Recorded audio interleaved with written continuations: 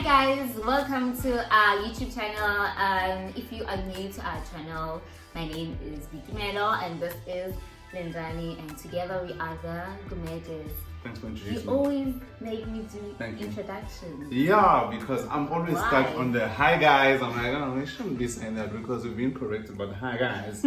So, what's up, family? This is a debate for every video, and honestly, we can't keep debating about this. So we gotta be. Oh, is it hi guys now? It is what it is. I'm gonna just say hi, family. What's up, family? What's up? How it is. What's up? Oh, my boy. Oh, so we forgot to introduce the boy as well. He's downstairs playing, crawling. So, so yeah, it is real in the community household. He's on our feet. He's not downstairs. Downstairs crawling. Vision 2020. Yeah, for vision. No, I also wondered, like. Instagram people guys are talking about, I'm going upstairs and downstairs. And I'm like, even me, I want to go upstairs. And me, I want to go downstairs. No, but lately we've been living downstairs because we're living with Azzy on the ground, yeah. So this is upstairs. Upstairs. When we're on the couch, it's upstairs. When we are down with him, downstairs. Visionary. So, I've been in conversation with not a lot of people, like 2 or 3 women who were asking me, was I ready when I got married? Do I feel like I got married too young? Was I ready? All of those things. And so people were asking like deep questions. One of the questions was, did I find my purpose before marriage? Like, should a person find purpose before marriage? And I was like, good question. I was like, what are you asking me? Good question. I don't know. Yeah. So I think I want to tackle that today. I don't know if I have the right articulation for this. I think I'm better at writing. No, I think I'm a better, like I express myself, this. No. I express myself better. People always comment and say that I brush off things because I don't know how to explain myself the way that I want Amongst to. the Kumele family, you are very good with articulation. Between you and I. Written. Even spoken, you're very good. But anyways, let's We're not gonna argue that because you are the pastor. But you know that you exactly. And you I know because I'm on the public stage for a long time, I know that when I speak I make so many mistakes. As I even preaching there, I'm like, no man, Lindani, that was not. You can't say came when you're supposed to say come. What are you thinking? Yeah, it's not about grammar or anything. It's about putting your point across. I can't put my point across. I could say the right things, but I can't put my point across. Whereas with you are able to put your point across like nice, perfect, nicely packaged. Nice, happy Mother's Day. Whereas for me, I'm like, is it Women's Day or is it like Youth Day? Happy Girls Day. Yeah, happy. We get you. Downstairs there. Downstairs, guys, it's busy. It's busy. So, a lot has changed. Honestly, a lot has changed since we got married. We got married in 2017, so we are almost 4 years. In 2017 January, very important. So we are almost 4 years married, and in the past 3.5 years, I must say that though our relationship has gotten stronger and better, there were in the middle, I think in the second year, where it got like really hectic, not because of anything between us, but because of external factors. And this is where I'm bringing my point. Yeah. I think... I mean, you can mention it, that career was one of those. I'm coming. Okay. Yeah. So, I had a train of thought. Okay, so we got married and that's the year that I also started working. So, generally, as a worker, I didn't have like identity. I was still looking for my identity as a worker. Sure. I was looking for my identity as a wife. Sure. And it's the same year that we started youth ministry in Newcastle. So I was also looking for Okay, boy. Okay. Thanks. I was also looking for my identity as a new pastor's girlfriend, wife. I was wife. No, yeah, 2016 was fiance, and then 2017 was wife. Yes. Oh no, we started in 2016. Okay, yes, but then 2017 I am now wife. You know, on this pedestal. I could say, yeah, like in some churches there are no pedestals, but in that one there was like this pedestal that you know. The mama would, you know. You are like, you know. So I was trying to find my identity in 3 areas. As a wife, I think I knew who I was, you know, because I didn't go through the whole going emakaya to chop the wood and learn how to cook and all of that. So after we got married, we moved to our house. So I don't think that I had identity crisis when it came to being a wife, because like my in-laws were very sweet. They didn't let me go through all of that. So I didn't go through a phase where I'm scrutinized whether I am a good cook, or I can make the bed, or I can clean, or you know, like all those domesticated things. I never went through that. And it's all that, like, we just lived like roommates. We just lived like roommates. We saw each other's styles, habits. That Lindani wakes up and the first thing he does is to shower, whereas I wake up and I'm she like, talks and talks and talks, and you know, morning person. And then Lindani is totally not a morning. Boitumelo wakes up and the curtains must open and you know, light, and you must speak, and everything is so good. It's so good, and Lindani is still here. You know, like it was all of those things. Like nothing hectic, nothing tragic happened, and then I couldn't find my identity as a worker. You know, I remember at work they used to ask me, so when are you going to have kids? When I was still at the insurance company, when are you going to have kids? When are you going to have kids? And I was like, I don't know. I don't have money for kids. And I think we were still young. We were like, no kids yet, please. Please. Not yet. You know. But also I still had that fear that, what if I can't have kids? You know, that. And then, bam, we did marital counseling at church, and this is where my identity was like hit hard. So I don't want to sound like a victim, because I just, you know, the point of this conversation is not about me being a victim, like, oh, they victimized me and whatnot, which they did, but it's not about that. Yeah. The thing is that I wasn't ready for any identity attack. You know, I get you. I think when we get married, we always think, oh, what if he cheats? What if we don't get along? What if... So we had all these possible things that could happen that I was ready for, but I wasn't ready for an external identity attack. So because that's so good. Can I just quickly pause there? Because everyone who gets married is not 100% sure if that person is the one. So it's always a risk factor, and it's worth taking the risk. Not everyone, you cannot stand at the altar and be fully sure Uguti Boitumelo is the one for me, and blah, blah. No, you know, you're going with love, and you're going with what you believe best at that time. So that's so good. So in that period when we went through marital counseling, there were a lot of subliminal suggestions that no, Boitumelo isn't the one for you. She is, what was I? You don't compliment me. I don't compliment him. I am very aggressive and strong and evil, and you know, and all of those words.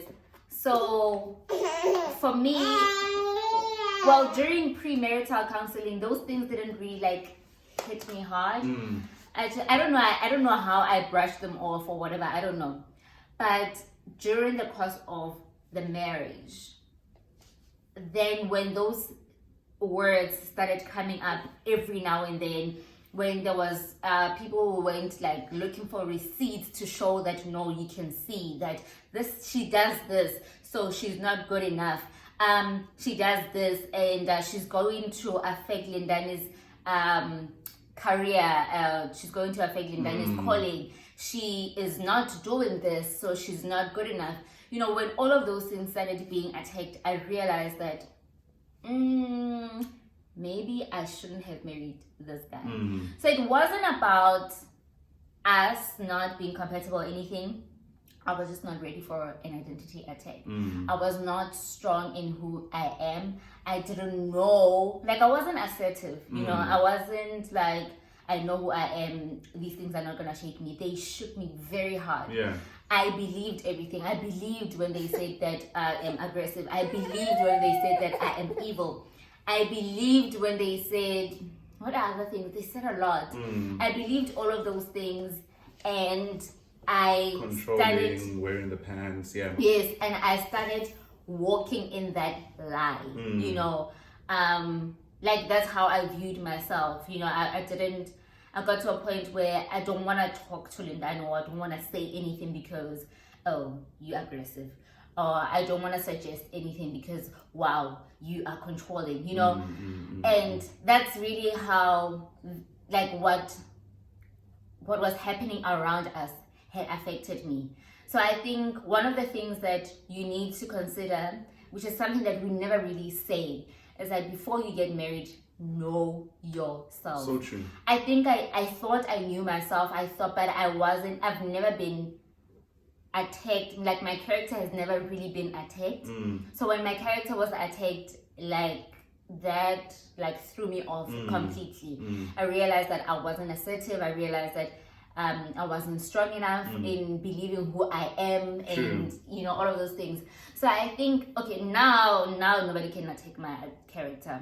Like now you cannot touch my character, unless if it's an area that I'm still working on. But like you can call me those things, I will not be touched anymore. And I think it's one of the things that we need to work on as an individual before you get married. Yeah. So I would say, I don't think it's an age thing. So I can't say that I was too young, but also had it not been of that experience, and maybe if we got married now and I still hadn't gotten that attack, I probably still wouldn't be assertive in who I am. I wouldn't be confident in who I am. You know, so I think it's not a matter of, was I too young? Was I ready? I felt ready. I felt like I was too young. But I think the enemy uses areas that he knows that are sensitive, and he uses them to to attack your identity, to attack us. You know, he knew that he wouldn't come between me and Lindani with other things. We have conquered a lot I mean, together, cheating and all of that. Yeah. We've conquered a lot of things together. So he used an area that is, like, we could say, a blind spot.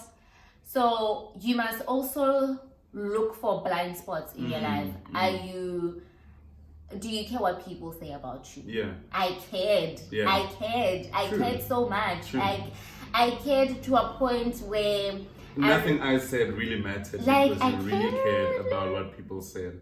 Like, I don't know how many times I was trying to tell you, but it doesn't matter what they say. I value you. I think you're important. But I think, you know, just to remember, go back to the past, I remember how much you valued your reputation.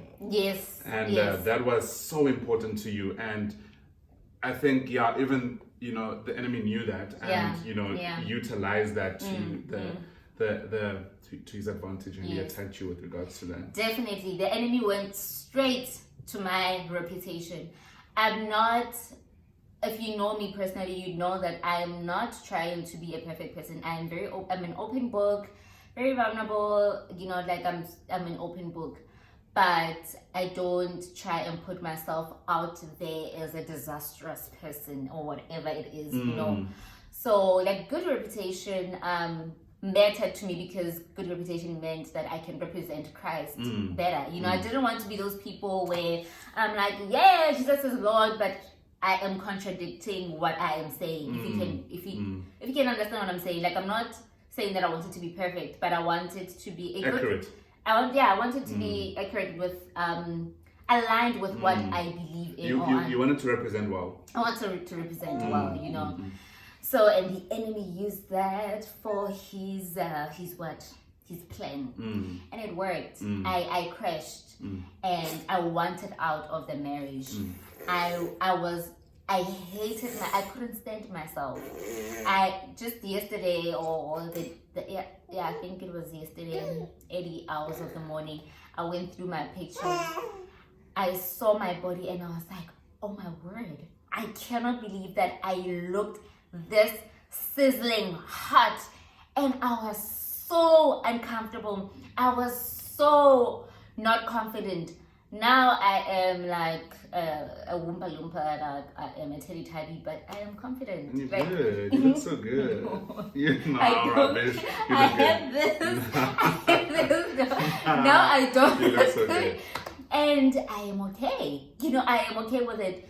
So I was attacked. And that's just one thing that I think I want to put across, that work on yourself before you get married. So true. Work on your identity, who you are. And I know we always say who you are in Christ, but who you are in yourself, how do you see yourself and all of those things. It's easy for us to say, my identity is in Christ. He says that I am his beloved and blah, blah, blah. Do you believe those things? What does it mean to be his beloved? What does it mean in like actual everyday life? It's so easy to quote scriptures and make ourselves look good, but like, what do those things mean? So true. Like what is it with Christ saying that you are the head and not the tail, you are fearfully and wonderfully made? What do those things mean? So yeah, that's what I wanted to share today, that it's not a matter of age. This is just one area that we never really talk about. I think that's why it's so important in your stage of being single to work on you and work on who you are and date you. Get to love yourself, get to know yourself.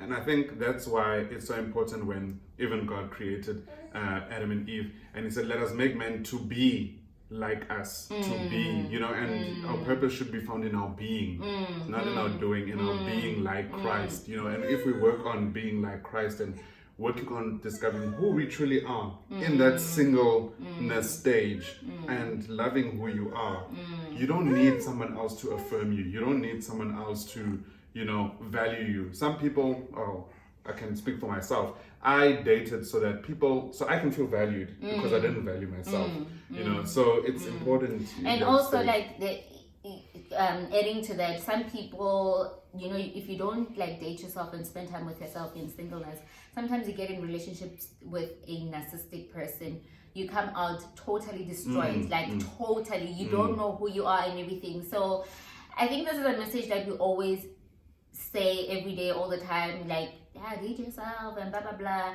But honestly, if you don't know your true self, if you're not assertive, you have to be when somebody has worked very hard to destroy you, you just yeah, I'm not like that. But that's not me. So I wasn't like that. I was like, but what if I am like that? But what if and yeah, that's just, yeah, I wasn't assertive enough. But now I've grown. I've grown a lot. I've grown a lot. And I know who I am. I know who I'm becoming. Everything that I thought I was, I am not. And I love the Cape Town me. Cape Town has taken out a lot of good. Yeah. That's lovely. Yeah. Thanks for sharing that. That's so good. Was it good? I think that was. I feel like it was all over the place, but you get what I mean. Yeah. Yeah. As I said, I'm not articulate, but you get the gist of it. Yeah. You get the message of what I'm trying to say. Fully. Yes. Thank you for watching our video. Don't forget to subscribe. We've already told you to subscribe. Leave your message, comment. Yes. And a like as well. And we'll see you again in the next video. What are we gonna talk about? Nothing. We don't wanna tell you. We know, but yeah. We know, but we're not gonna tell you.